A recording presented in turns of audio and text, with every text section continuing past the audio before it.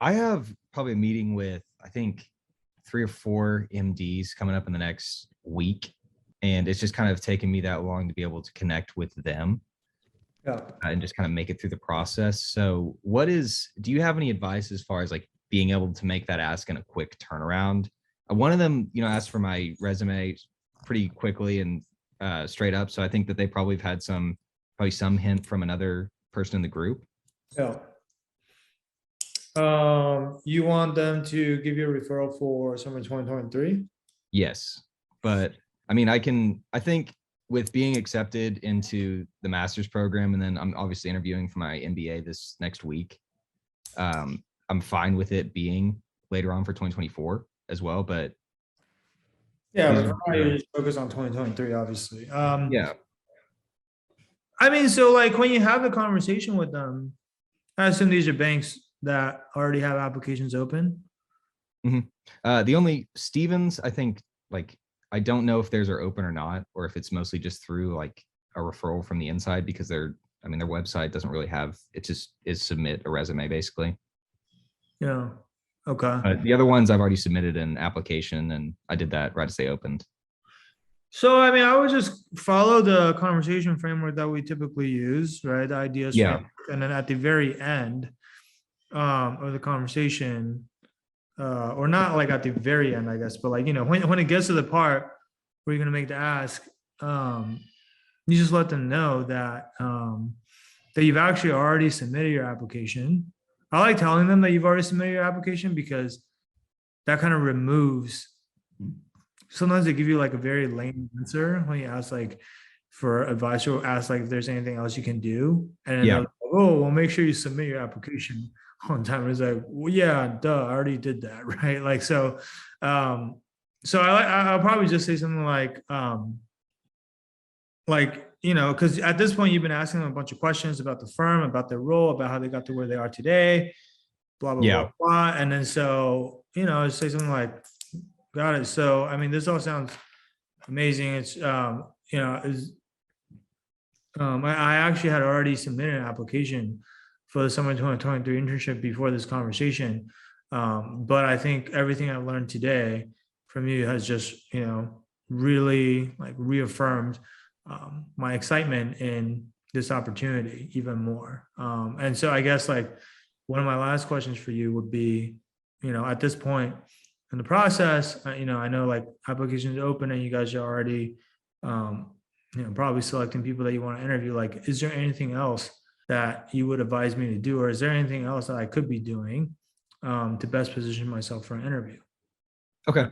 Yeah. I'll just ask it that way and then just see what they say. I mean, like, if you've done the call like the right way leading up to that point, then that's their cue to help you, right? So say for example, I get a response like I guess what I got from today from a vice president was they sent my all my information over to the recruiting I guess the recruiting team or the recruiting associate and just basically said, hey, this is Winston.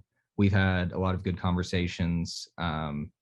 See what he's going to get his master's for like the finance background, see what you can do. That's a pretty good response, I guess, in that situation, right? You And know that they did that for certain. yeah, they BCC'd me into it. Got it.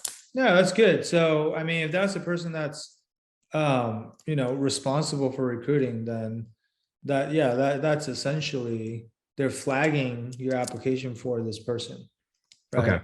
So Now, that's now you just wait and hope that this person that's responsible for recruiting will reach out to you to, set up next steps, hopefully, right? Or if they don't, after a while, then I would maybe follow up with the VP that BCC'd you on this email and just check in and see if he has any updates or see if he has any visibility into what's going on. okay. Yeah. But it sounds like networking is going well for you though. It's for being like a non-target, it's really interesting with OU. Like there's a lot of people in essentially energy investment banking. So Yeah. pretty much all the top firms, I can find someone that's in energy. But for me, coming from a healthcare background, that's not that helpful. Right. It's been really nice to find like one or two that have been willing to put me in contact with other people Yeah. And honestly, like as a shout out to you and a shout out to the rest of like going through that module, that second follow-up email is the most effective thing like I have in my toolbook. Like every managing director that I've gotten a response from has been from the second email. The And I've second been one or using the third one? the second one. Just it's I find the ones that opened the email on hunter.io, and I use that tracking information to send the second email to them, and they usually give me a response. So either it's like them giving me a test or they're busy or both. But that's been like the most helpful with getting these guys to reach out. So the second one is, so this is really your first follow-up email, right? Not your third and final. Yeah, it's my second email, I guess, is if that's like Okay. Well, that's that's interesting. Because I've heard the exact same comment from someone else before about the third and the last final one. Yeah, Yeah. well, I guess I haven't had to send really many of those emails yet, so that's been helpful. But Yeah. All right. I'm waiting to see if I get an interview from all this, so that'll be the real deciding factor. Yeah. No, that's great. Cool. Good stuff, man. Well, yeah. I mean, so you're mainly reaching out to like healthcare bankers. Then. I think I'm reaching out to a lot of generalist programs. I've reached out and I've gotten in contact with a lot of energy investment bankers, but it's generally kind of the same conversation where, you know, I have a background, a little bit in energy just from the family business, but it's not exactly like, you know, once you do energy, it's kind of, that's what you do. Yeah. So it's kind of hard to get into the generalist program from Houston, Right. but they've been willing to get me in contact with other people as well. So that's been kind of helpful.